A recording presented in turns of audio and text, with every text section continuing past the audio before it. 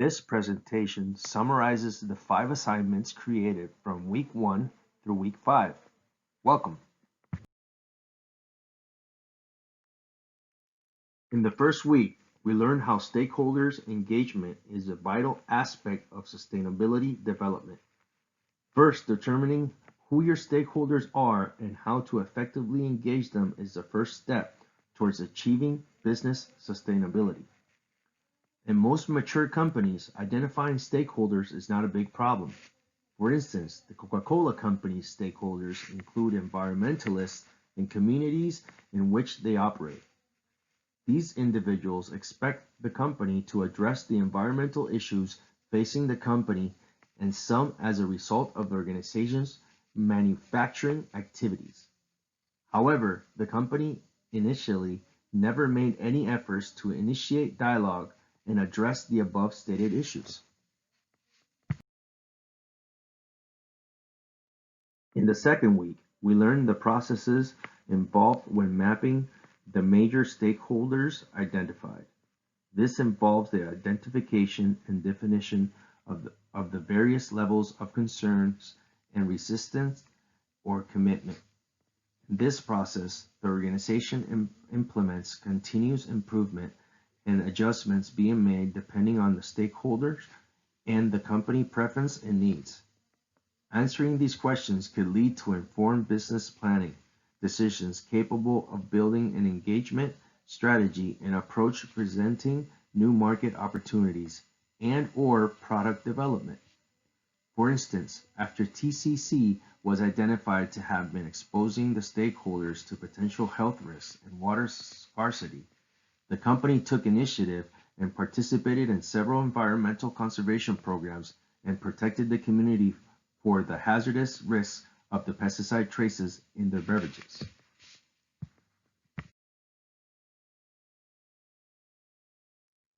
The stakeholder engagement process involves the setting of goals and objectives that will inform the stakeholder assessment process.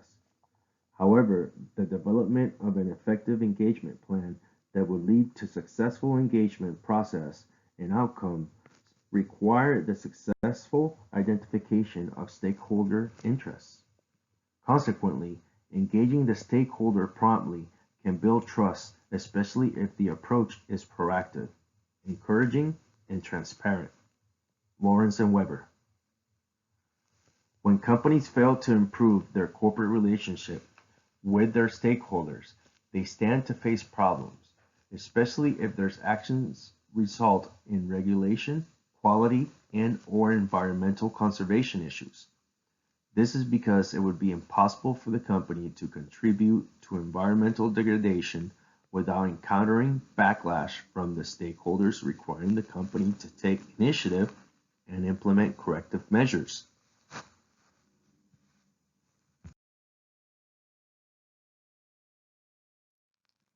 Within an organizational context, there exists a collection of feelings, attitudes, and behaviors present in the organizational context. These work climates influence the decision-making process and desired behavior within an organization. Wersi, Rodelli, Saletti, Sarella, and Rami Shani. For instance, when a company accentuates the importance of a social enterprise and unwavering commitment to benefit both the environment and the people, it achieves an ethical climate that ensures employees pursue a similar ethical framework in their organizational activities. Rodosky, 2020.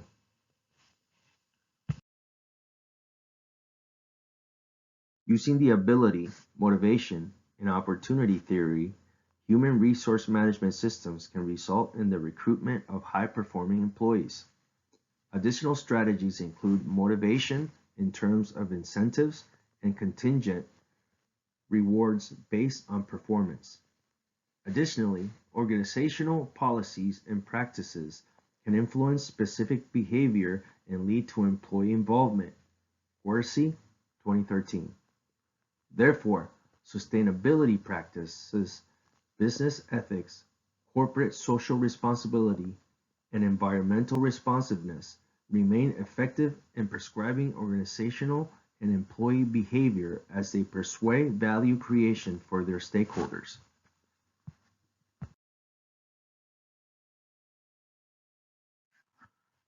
Corporate sustainability is essential in the development of corporate ethical behavior.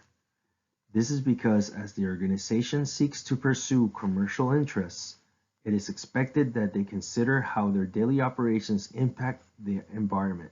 Crane, Mayton, and Spency, 2019. Therefore, human resource practices should be able to influence the ethical climate in the workplace by introducing context-based practices that lead to sustainable organizational practices. The introduction of electronic cigarettes was designed to act as a substitute to traditional cigarette smoking. This is due to their ability to produce nicotine without the harmful tobacco constituents. Gottlieb, 2019. However, instead of acting as a substitute to the high-risk combustion of tobacco, the enabling cigarette smokers to be able to quit, it was announced that the use of e-cigarettes had become a pandemic, especially among young adults. This led to people getting nicotine addictions from a product that was designed to help curb the problem caused by cigarette smoking.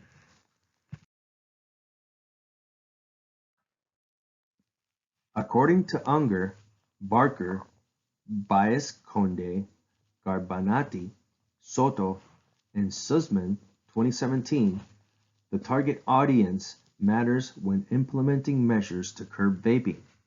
Therefore, to ensure that these measures have been adhered to, independent bodies should be given the authority to regulate and monitor the manufacture and certification of the products, marketing and certification procedures.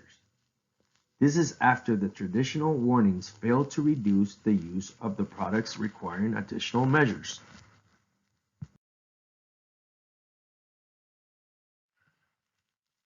According to the World Health Organization, electronic cigarettes have long-term effects that adversely affect those with underlying medical conditions. To protect the public from such effects through the use of regulatory frameworks that regulate the manufacturer and the use of e-cigarettes, especially since the exposure to nicotine from traditional cigarettes compares to that of electronic cigarettes. Kennedy, Awoepegba, De Leon, and Cohen, 2017.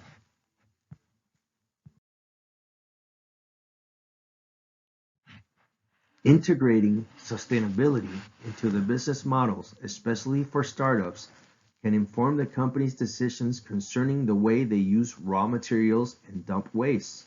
Hoffman, 2018. This is because understanding how to change the mindset from viewing the environment as an endless source of raw materials and as a dumping site to one that values and protects nature can enable the development of strategies that would lead the company to go carbon neutral and eventually carbon negative.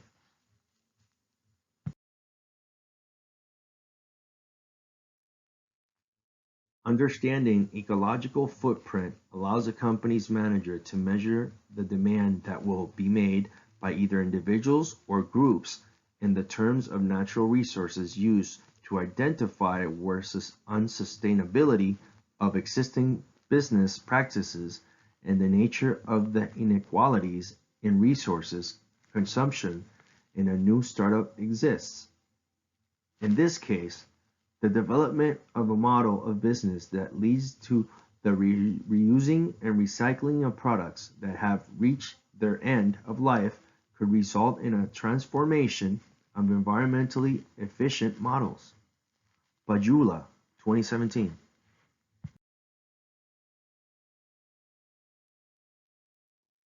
Seeking new ways to develop startups and SMEs could result in the development of sustainable innovations that could allow companies to develop strategies that result in a lower carbon footprint and ensure the business's transformation to a sustainable model.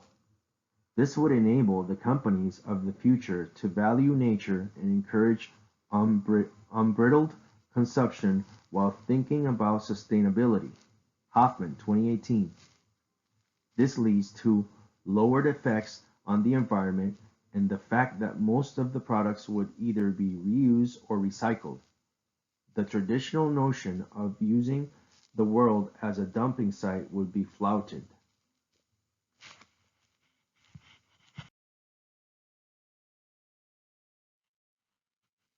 It is the role of the CIO to supervise and implement the organization's information system and direct all other technological strategies of the company. This leads to the person holding this position to act as a link between the company and the technical department while the IT manager aligns the technology to the daily organizational activities. Samuels, 2019.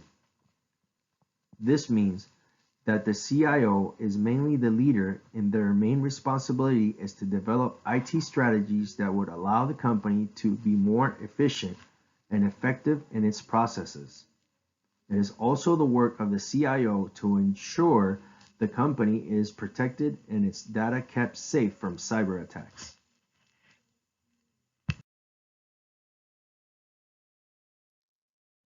The Chief Information Officer is very crucial in the protection of company data and should always be aware of the new technological trends that can be applied to the company's operational processes. These include the various techniques used by cyber hackers to attack organizations and the best way to protect the company. Siegel, 2015. By being able to approach the situation from a cybercriminal perspective, the CIO can be able to make informed guesses and protect the company where it is most vulnerable.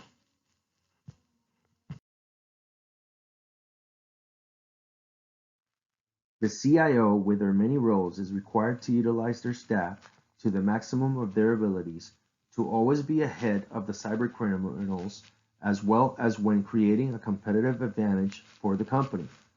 According to Combs and Combs 2011, CIOs are expected to nurture talent in their departments as they motivate more creative and innovative thinking skills. For instance, when the company has recurring functions, the CIO can mobilize their teams to come up with automated solutions to such organizational tasks, leading to efficiency and effectiveness. Therefore, individuals in this position are tasked with creating a steady stream of innovations through technology and people for the success of the organization and organizational functioning.